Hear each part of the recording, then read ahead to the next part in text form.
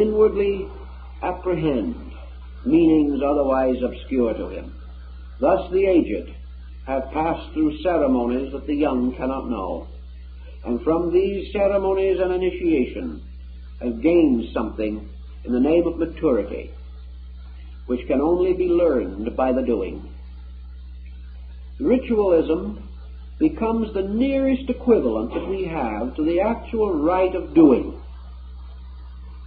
because in many ancient ceremonies the individuals, the candidates, the observers, the audience also participated in some way, particularly the young person in the puberty rites or initiation rituals of his tribe.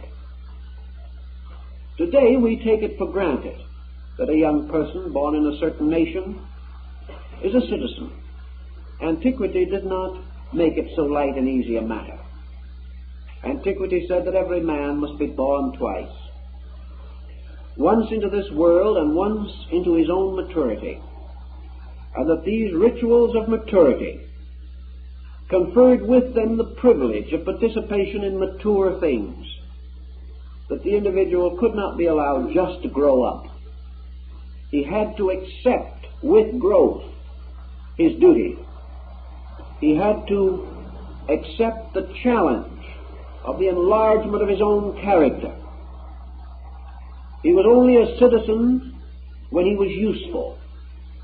He had only a right to share in the life of his people when he was prepared and equipped to defend his own people in their needs or serve them in their duties and burdens. Thus, citizenship was a ritual by which the young person not only passed over a bridge of time, but passed over it with solemn sacraments, and thus came into maturity dedicated by sacred ways and sacred rites, dedicated to the works of maturity, to the works of responsibility. And having thus been dedicated and consecrated, he became one of his people and was willing to live for his people and, if necessary, die for his people. These experiences are lost to us. We cannot bring back the old times, nor the old ways of doing things, nor can we bring the mystery temples from their ancient ruins.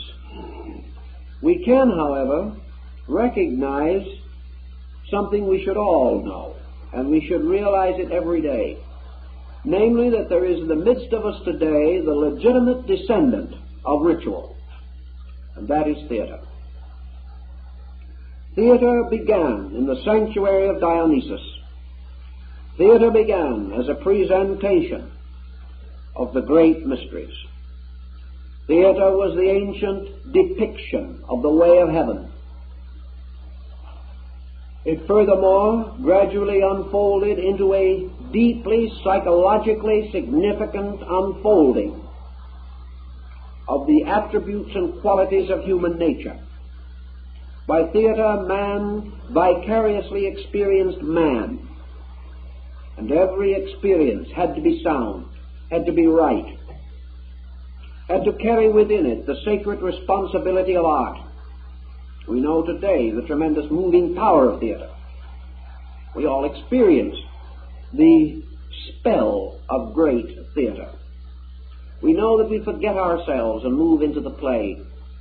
We know that hours pass and we do not note their passing, that we are ushered into worlds and conditions previously beyond our conception. These things are part of ritual. Yet do we at the end find that theater still serves the ancient gods? Unfortunately, in most cases it does not. It has drifted away into a service of our own material instincts and emotions. It entertains us without informing us. It takes our time without bestowing a proper credit for that time. Yet it is here as one of the potentially powerful instruments of education and enlightenment. It must again be rededicated to the purpose for which it was devised. Until such is done, we have deprived ourselves of one of the most civilizing forces which have come down to us from old times.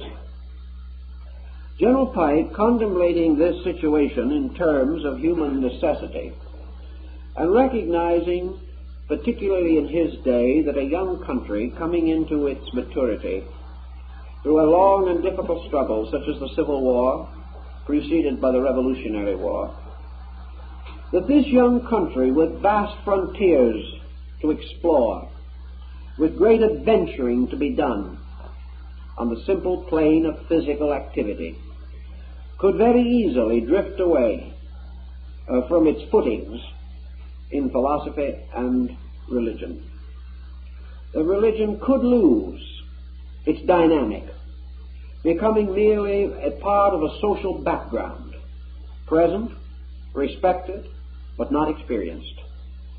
Here, and prominently here, but not leading, not fulfilling man's spiritual need. The failure of ritual, the failure of the sublimity of religion in the life of man has probably contributed a great deal to the rising tide of neurosis which apparently threatens to drown the race. We have no outlets. We have no sublimity. We have no great values, unspeakable, unchangeable beauties in which we can take refuge, or which come to us with a surging majesty in time of trouble. When we look inside of ourselves, there is a darkness and a fear, or perhaps only a faint glimmer of hope, like the tiny light in the end of some ancient ritualistic corridor. We do not have the power to move into ourselves and find inside this magnificent unfolding of the spiritual pageantry of our conviction. This is because around us we have not seen it, and what we have not seen, what we have not visibly experienced, does not easily take form in the subconscious.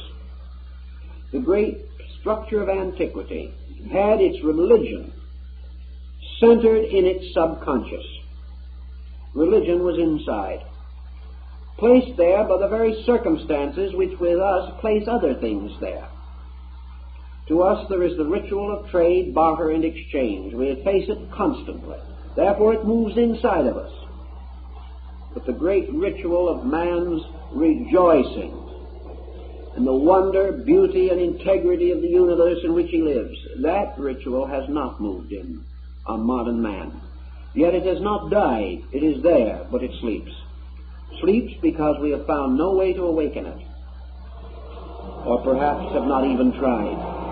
The fact that it is not dead is testified to by the fact that the moment we come into the situations in which remotely it does exist, we are moved by it and find the same old inclinations that possessed the Greeks, the Latins, the Medes, and the Persians. All of these old feelings are there, but obscured by the difficulties and superficial pressures of modern living. How then shall we attempt to restore these values? What went into ancient ritualism? What parts of learning were embodied in it? Pike tells us, more or less quoting from Pythagoras and Iamblichus, that it is not a question of what went into it. The mere question is, everything came out of it. Mathematics, science, art, literature, music, philosophy, religion. These things came out of the mysteries. They did not create these sacred rites. These sacred rites created them. Man, contemplating upon the mysteries, discovered geometry. Man, contemplating upon the mysteries, explained astronomy. Man, contemplating upon the mysteries, gave forth from himself music, dance.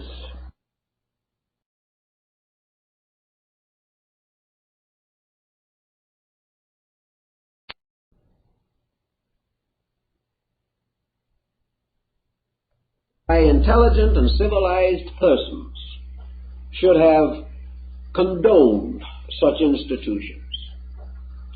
Are we to marry these thoughts with the ideas and principles and teachings of men like Pythagoras and Plato?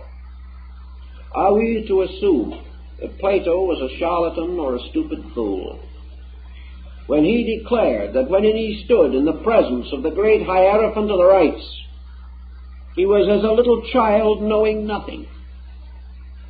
Was he completely overwhelmed merely by velvet and golden sandals? We cannot imagine that such is the case, nor can we imagine that the greatest and most creative minds of all time passed through these rites and afterwards enriched the world as no other group has ever enriched it. We have had many composers, but Pythagoras discovered the scale by which we compose. We have had many astronomers,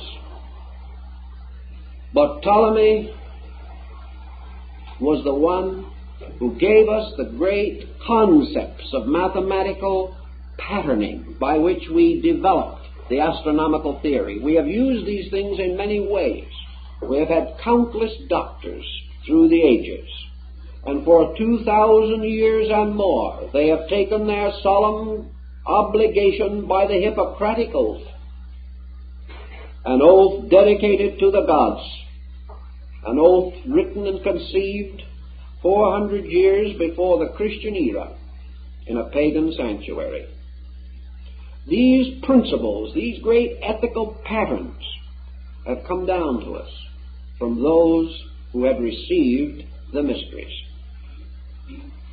Obviously, then there has to be something, however we wish to regard it. And in terms of more rationalistic psychology, leaving away for the moment many of the great and perhaps extravagant overtones of the old time, we are still face to face with the sober fact that these institutions were the great clinics of man's normalcy. They were the great hospitals of his soul. And indeed, these mysteries were the mothers of heroes, from whose womb came forth the teachers of the world. We need something. Perhaps we need the concept that was locked in these tremendous institutions, sanctified by the veneration of ages. This whole concept could be and must be revived in some way, not carrying with it something from the past, but moving into the future on the basis of the mystical experience made available to man through the unification and rededication of his knowledge, his vision, his wisdom, his hope, and his faith. Until some such motion is achieved, we are going to certainly lack foundations in eternity, foundations upon which we can build things that will survive a time and survive the selfishness of generations or the stupidities of centuries. There has to be this great basic thing. Now, many religions today, in modified form, have perpetuated rituals. Most of these rituals have been abridged, cut down, to favor the haste of man. But the difficulty with these rituals, as they are now given to us, as Pike points out, the difficulty is twofold. First, in the course of time, most of these rituals, through abridgment, through reforming, which is sometimes only casting things out of all form, through the reinterpretation by sects and various groups and creeds, the rituals have lost their ancient solidity. They've lost their ancient authority. They are now perpetuations of pretty patterns, which those performing do not understand and those observing do not comprehend. Thus, the tremendous vitality is simply lacking. Yet the principle does survive. And in the fact that it does come down to us, there is a hope that something more can be accomplished. Realizing that all of the arts and sciences flowed from this source, we perhaps can think of the words of Socrates to the effect that a man may outgrow his teacher, but he can never outgrow